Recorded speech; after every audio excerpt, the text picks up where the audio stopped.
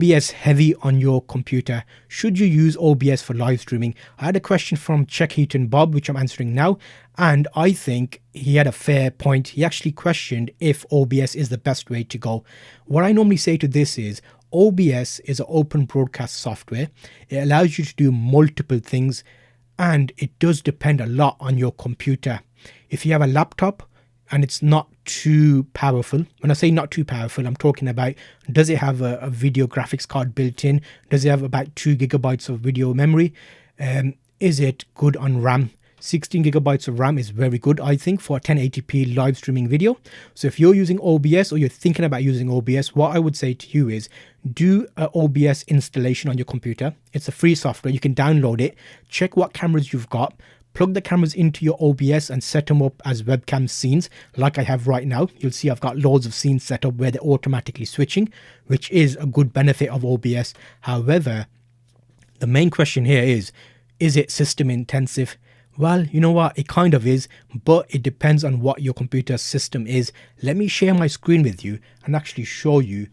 Right now, I am live streaming on Reddit with OBS. I'm also live streaming to YouTube on OBS. So let me show you my system resources, Task Manager, and show you how much of my system resources are actually being used. So let me turn my auto scene switcher off and take you to a certain screen. Actually, I can do this only screen.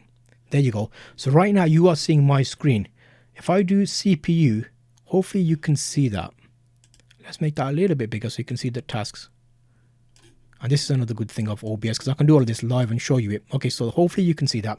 You'll see OBS is using 31% of my CPU, and my memory is using about 540 megabytes, which is not a great deal of memory. It's got high power consumption because obviously it's doing a power intensive task, but my secondary RPAN Studio for Reddit is not using as much.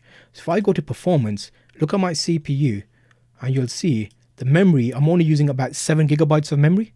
So to answer the question about is OBS the best for live streaming, it can be if you set it up in the right way and you set up all the settings to configure 1080p video, you switch between cameras. It can be intensive, but if you have a recent computer, maybe the last 7 years, if you have a desktop computer, you'll be perfectly fine.